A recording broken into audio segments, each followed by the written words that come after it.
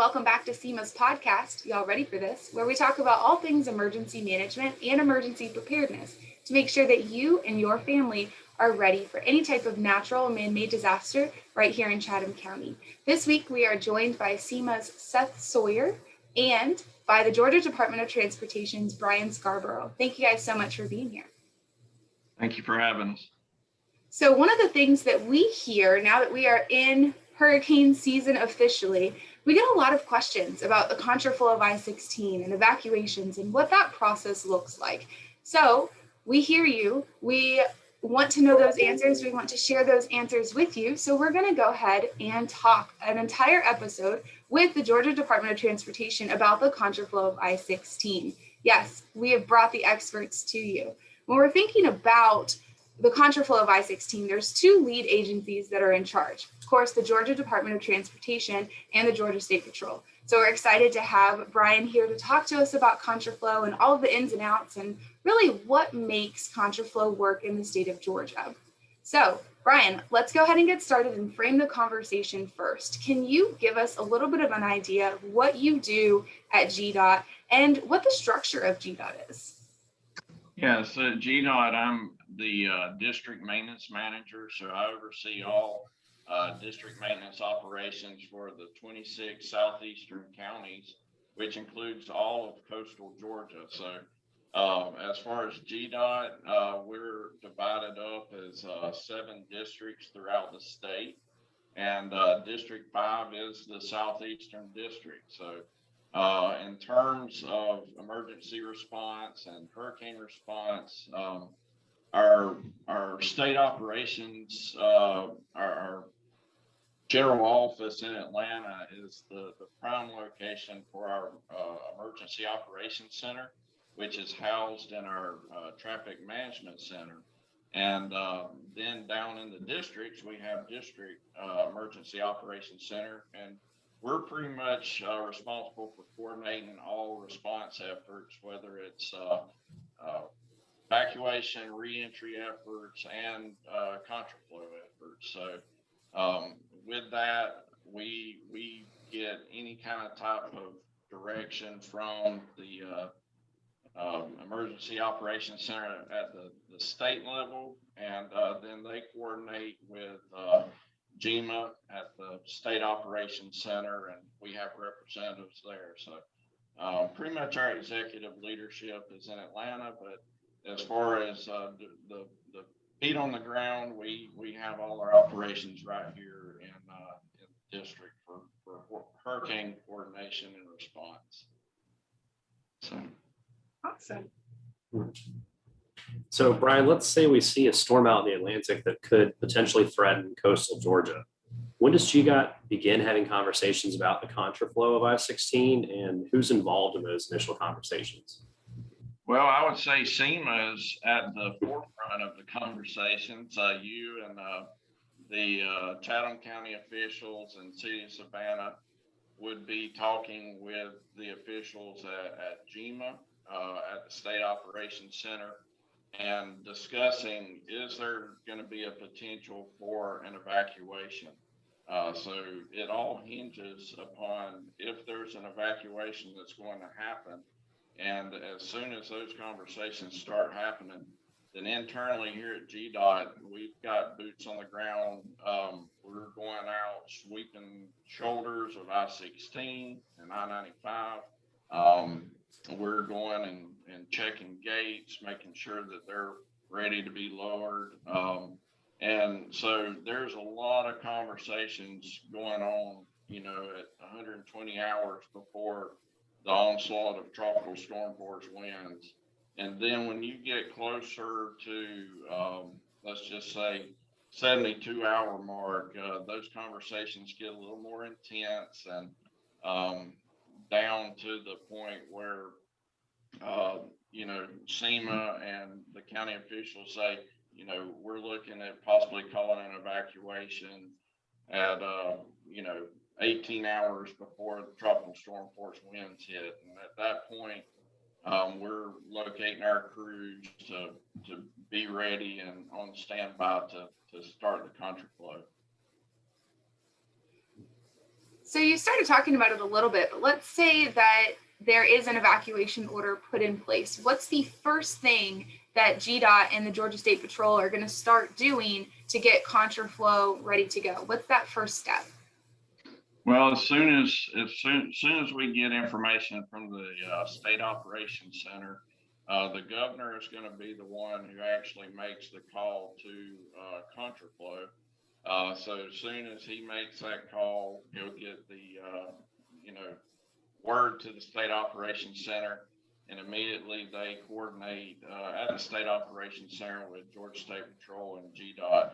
And so the first part of the Contraflow is basically the sweeping, as they call it, of the eastbound lanes. So Georgia State Patrol they will position their cars at each exit, starting at exit 39, which is just west of Dublin, and work it from west to east. And so they will position their cars across the eastbound lanes, and they will start sweeping, as I say, the cars off the interstate at those exits. And then after about 20 minutes, you'll have two sets of cars, of GSP's cars, and they will do an escort basically to sweep and make sure that there's no other vehicles on the interstate starting at exit 39. They're almost in Lawrence County, and then in Bullitt County at exit 116. That's the US 301. And so they will ride the exits, and as they see that the exits or the lanes are clear, then they'll call off to troopers who are stationed at the gates, as well as GDOT officials, and we'll unlock the gates and lower the gates at each ramp. So we'll start flushing the interstate out, and then start putting in the lane closures at the crossovers to get prepared to unload all the traffic down in Chatham County, starting at MLK. Wow. And that's just the first step. That's just the first step. That's just the first step. It's there's a lot that goes into it. It's very time consuming and a very methodical process, but I guess we've had a little bit of practice at it now, so yeah, I think we've about got it down. So out of all of that, what's the most challenging part of contraflowing the interstate? Well, it's definitely doing the sweep, because you've got to make sure that there's no other traffic, on those eastbound lanes headed east, which you're sending traffic, west in those eastbound lanes. So just ensuring that all the traffic is off the interstate, that all the gates are down and nobody can get around and enter. We do have people that try to go around the gates, believe it or not. So that's why we keep the state patrol there up to about within 2 hours of the onslaught of tropical storm force winds. So they're sitting there monitoring those gates, making sure nobody's trying to illegally get on. But yeah, trying to get the interstates, all the traffic off and having it safe, that's the biggest issue. Great. My goodness, I can't imagine people trying to go around the interstate. Like, that's ridiculous. It's a contraflow lane, people. Don't try to travel in the wrong direction at this point. That's insane. All right, so there are several crossover lanes inside of Chatham County. You mentioned earlier it starts down at MLK. Why aren't there any crossover lanes outside of Chatham County? Well, the biggest thing we're trying to do is get the mass people in Chatham County and Bryan County, surrounding counties, evacuated. So once we get them out of Chatham County, you, for the most part, got them out of the trouble zone, if you will. But everywhere you have a crossover, it basically creates a pinch point where you'll slow traffic down, because we have to shift traffic that's on that inside lane to the outside lane. So there's a lane closure that's installed there. And so if we had to go through and do that at multiple locations outside of Chatham, essentially slow the traffic down. But once we get it out of Chatham County, we want a steady pace and no interruptions of merging traffic. So. Makes sense. So if you're traveling in the Contraflow lane, are there any open exits if you need fuel or just to take a break?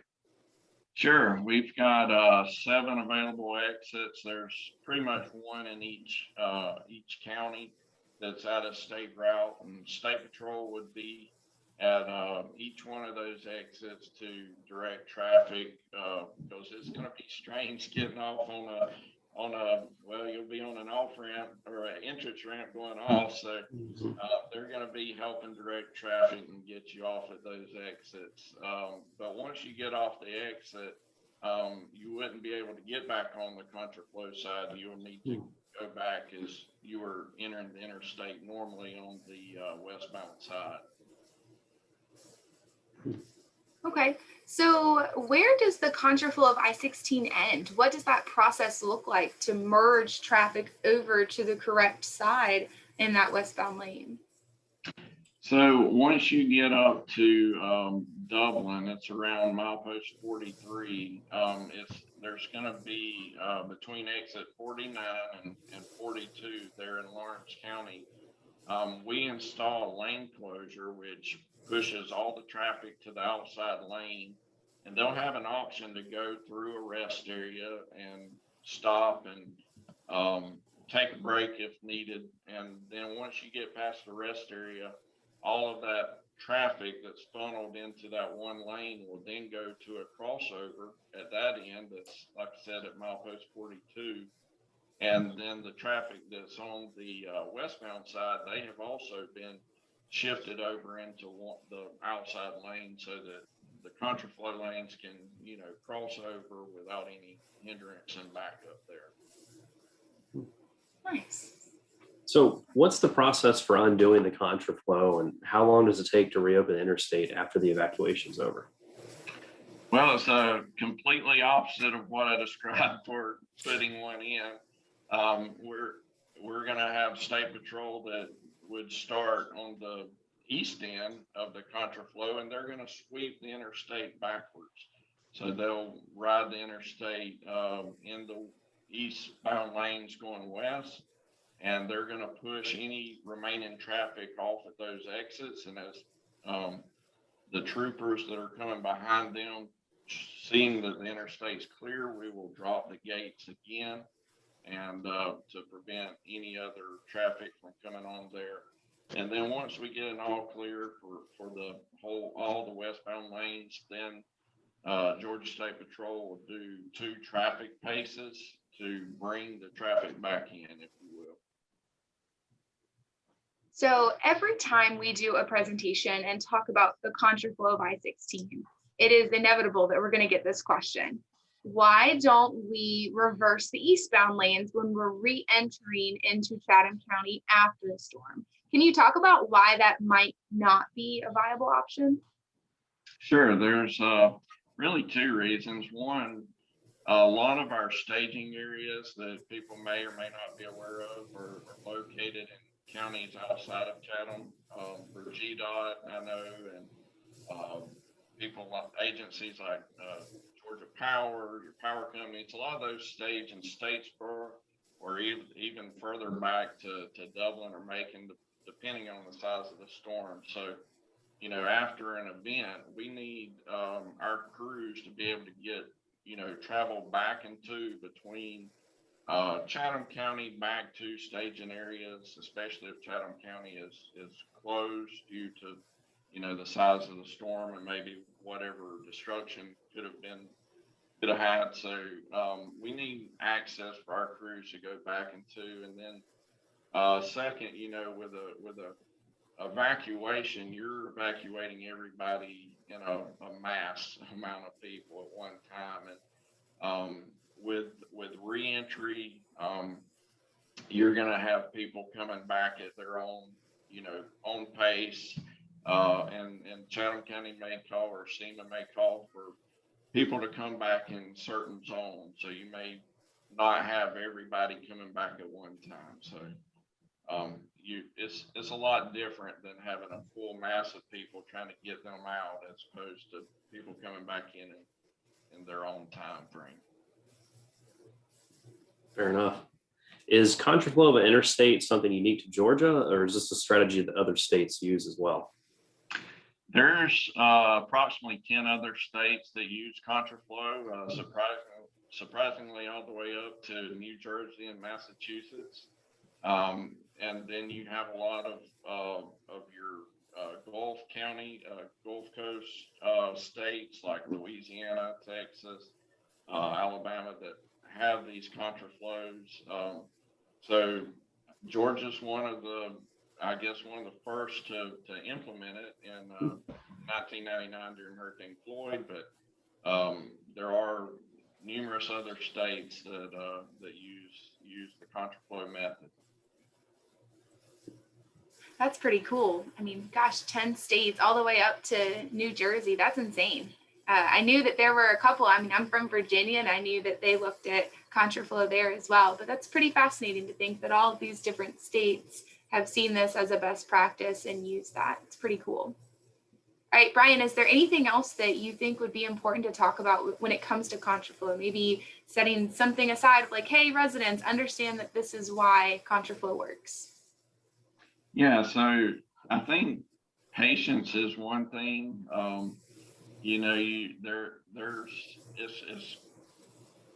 It would be nice that everything just flowed perfectly and there are no delays and no backups, but depending on the size storm and the number of people that's going to evacuate, it's not going to always be the perfect situation. So you certainly need to be prepared. You need to have a stock of items, food, water in your vehicle. You also need to have plenty of fuel.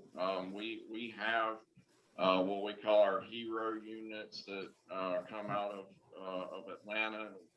They are motorist assistance to help those that may be having issues for breakdowns or whatever, or may need extra few gallons of gas to get them to that fuel exit. And so we'll have items like that in place. But we try to have everything cleared, on the shoulders for emergency purposes if they need to get over. And so we try to do the best we can with the situation that we have to just try to get everybody out at one time, but they'll be patient and follow the guidance, then everything should go smooth. All right, so when you guys are packing your emergency kits, go ahead and pack your patience in there as well. I think that's what we've learned just then. That's awesome. Thank you so much for wrapping that up so nicely. All right, listeners, that was fantastic. Hope you learned a lot. I learned quite a bit about the Contraflow of I-16 and all the work that goes into making that happen for our community. Be sure to tune in next week when we talk about re-entry into Chatham County. So we've spent the last couple of weeks talking about evacuations and the importance of understanding what happens during an evacuation. Next week, we're going to shift gears a little bit and talk about re-entry. We'll see you then. Thank you so much.